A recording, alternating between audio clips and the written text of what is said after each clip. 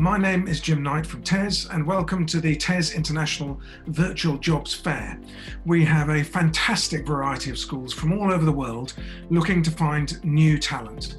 There are live presentations all day today and a collection of webinars, articles and information to help you navigate the international teacher job market. And we'll be starting off with a wonderful keynote presentation from myself. Good morning. My name's Jim Knight. I'm the Chief Education Advisor at TES. Thank you so much for coming today to this International Jobs Fair. For those that don't know me, I, as well as the work at TES, I'm also a member of the House of Lords, where I make policy and make law. And I was once a schools minister for 3 years, about 10 years ago. So a lot of what I've been breathing and living for a number of years is education in England and schools that are publicly funded. But alongside of that, I'm also a member of the advisory board at Nord Anglia, one of the biggest chains of international schools in the world. And I am the president of COBIS, the Council of British International Schools. So there's a significant part of me that also thinks about international schools, how they're faring, how they're expanding, as they are massively, and what their need for teachers is and what that teacher market looks like. And I wanted to share a few thoughts with you to kick off your day in this, this wonderful event that we're having this Saturday. So the first thing I'd say is, obviously, this is the greatest of professions.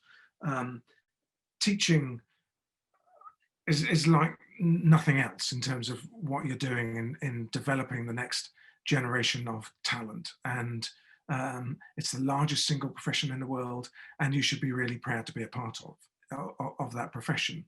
But to then choose to become a teacher in an international school requires an additional sort of pitch. And it reminds me of the way that when I was growing up, the armed forces were sold. So, the pitch was see the world and get paid for doing it, or, the finest job in the world, work and play all over the globe, join the army. I remember as a child, TV ads with Rod Stewart singing I Am Sailing and pictures of the Ark Royal and, encouraging people to sign up and join the armed forces in order to have that great life of serving their country and seeing the world at the same time. Now, the cynics, the pacifists, would then respond with, join the army, see the world, meet interesting people, and then kill them. Now, I don't go that far. I've got a lot of respect for the armed forces, but there was something in that which made me smile when comparing it to the greatest profession in the world, in teaching, where, become a teacher in an international school, see the world, meet really interesting people, and educate them and develop them and help them realize their talents and help to change the world. And that's the exciting proposition that we want to talk about now. Now, there are obviously great rewards in developing children. And yes, that is always going to be about developing their academic strength, their cognitive ability, and doing well in exams, but it's about so much more than exams. And, I think in our country, in England, we make the mistake of obsessing too much about test scores and the accountability of that, and not thinking quite enough about educating the whole child. I, amongst other things, chair Whole Education, which is an organisation that serves schools in the publicly funded sector here in England, but around educating the whole child, not just the exam passing child. I'm someone who's inspired by Sir Ken Robinson, who sadly died this summer, and Ken recorded the most watched TED talk of all time. I'd strongly recommend it if you haven't seen it. And that in that talk, Ken talks about how in schools we're really good at educating from the neck upwards. We're really good at developing the cognitive, the cerebral ability of individuals, but we're rubbish at educating from the neck down. And that's the whole person. That that can be the creative person. He talks movingly about a dancer in his talk, but we've got to educate for everyone, and that involves the whole person, and that involves educating for people to be able to do things as well as to be able to think about things. It's about applying the knowledge as well as the knowledge. It's not an either or, it is both. And those teachers in those schools that are doing all of that really excite me. And indeed, there's a really good tradition of that in the independent sector, where the use of sport, the use of the arts, both the performing arts and the creative arts, are used, and other things, indeed, like cadet forces for that matter, but debating societies, all that is all about a more rounded education. And my mission is to get more of that into our state schools, but in international schools, just as a natural order of things, we see all of that. And there's a huge amount of satisfaction to be had out of that. That doesn't mean to say that there aren't difficult children, but in a way, the level of engagement that you get from parents and from children in international schools is on balance a little bit better than in the state schools. So you're less likely to have as many behavioral incidents. You're as likely to have as many difficult parents. So maybe slightly fewer difficult children, but undoubtedly as many difficult parents with sharp elbows, with blunt elbows, highly engaged, not engaged enough, needy, not needy enough. You'll get all of that. But you will also get difficult subjects to teach. You know, you will have to potentially talk about what we call personal, social health and economic education here in the UK, you know, the facts of life. And in some contexts, in some places in the international setting, what you're allowed to teach is different to what you can teach here. There are some things that we would want you to teach here that you might get locked up for in some parts of the world. So, you know, you've got to be mindful of that and what your appetite is for some of that when you're thinking about where in the world you want to teach. So, you know, teaching generically is full of reward around developing children, around dealing with some of the difficult things, and challenge brings its own reward, and dealing with difficult subjects. But of course, we're talking about this at a time of the most extraordinary uncertainty. You know, it would be really nice if something would make sense for a change. You know, we've seen, thanks to COVID, 188 countries close schools. That's virtually every country in the world. 1.7 billion children and families affected, according to the OECD. That's huge. And the implications of that are things that we're still thinking about. We're also seeing all of the political instability. We just last week saw that in the United States. We will see the post-COVID economic impacts play out. Yeah, most international schools, I think, are doing fine and are prospering despite all of that. But, you know, it's a challenging time for everybody economically as we go into things. And then we've got other things, other events that are going to take place through this year. And, you know, I'm a firm believer in what Ralph Waldo Emerson said: opportunity is often delivered in the fog of uncertainty. So in this time of uncertainty, there is a huge opportunity for change. Whether we like it or not, it's a time of change.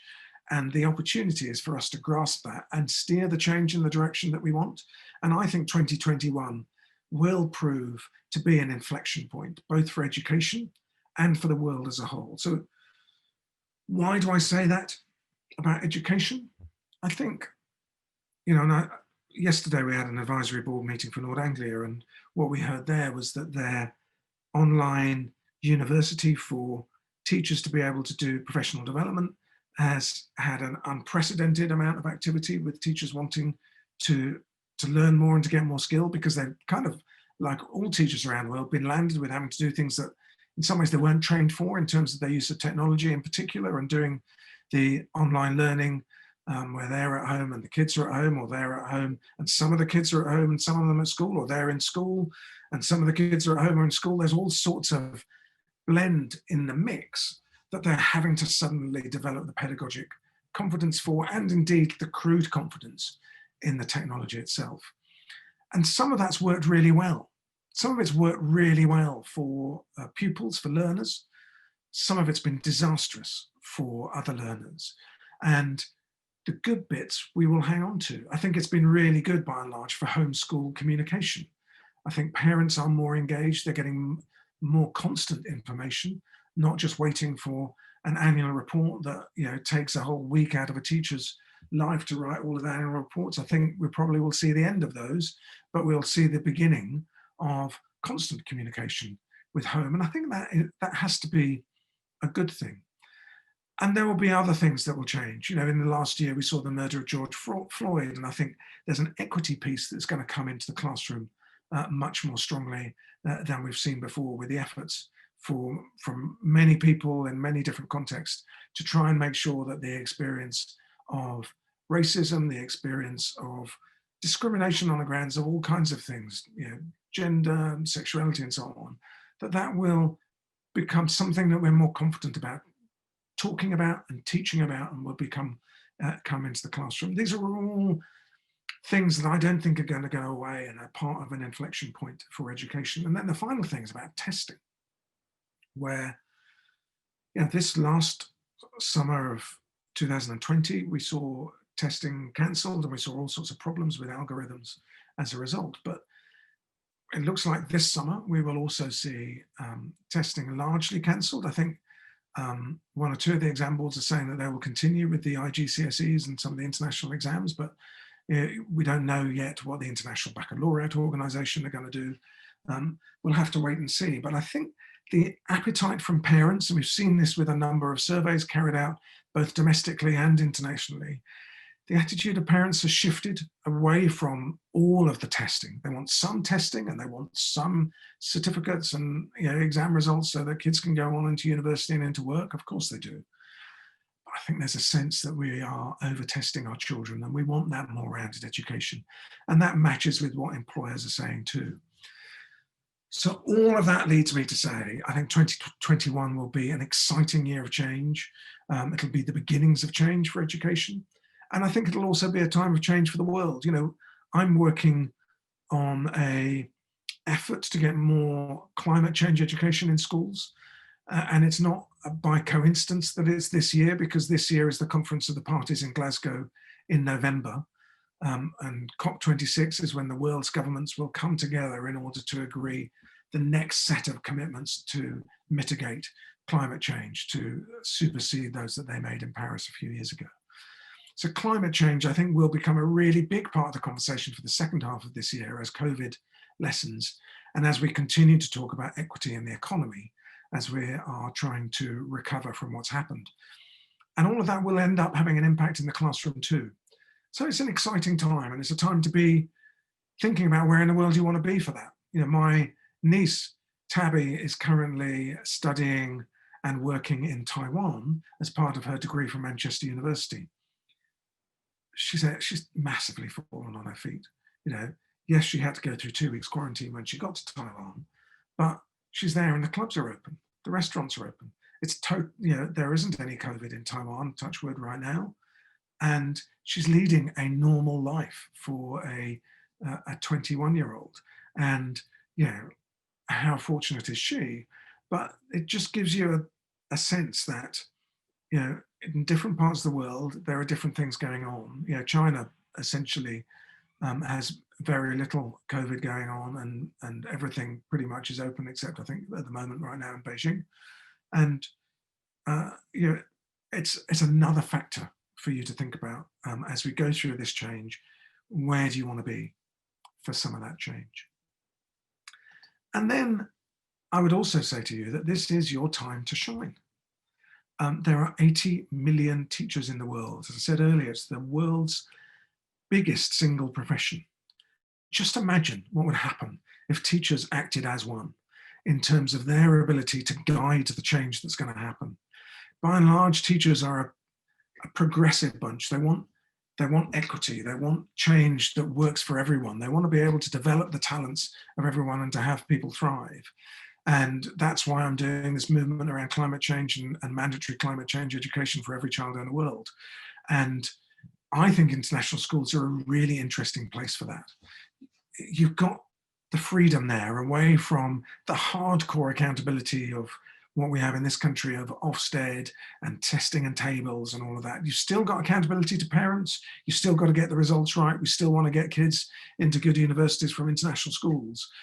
But you've got more time, you've got more resources, you've got more flexible curriculum, you're going to have more engaged parents, you're going to have smaller class sizes, you've got lots on your side and a great global mindset in order to be able to think about and actively work with other teachers in your school, but in the whole international school community around helping to achieve the change that the world needs. And finally, I would say at that point, you can then focus on challenging and then trusting children. We don't trust children, we don't trust teachers enough, frankly, but we don't trust children enough. It's a cliche to say it, but their lack of cynicism enables them to see solutions where too often we cannot. And if we want to solve the problems of the world, then the first people I would go to in many ways are children. I've got a good friend, Angela Myers in the States, who runs a big movement called Choose to Matter. And she says to any child she meets, you are a genius and the world needs your contribution. Now it's up to the child to decide what their world is. Is it the world? Many in international schools, it's the world. Is it your school? Is it your town? Is it just your family? Is it your home? But we need the contribution of every child to make this world better, because we've got a hell of a lot of problems and the adults haven't made such a good job of it. You are the key adults as teachers in enabling and empowering those children to make a much better future for the world. Thank you so much for coming. Enjoy your day. The people who interview you are universally good, generous people who want you to succeed. Don't worry about it, and the very best of luck. Thank you.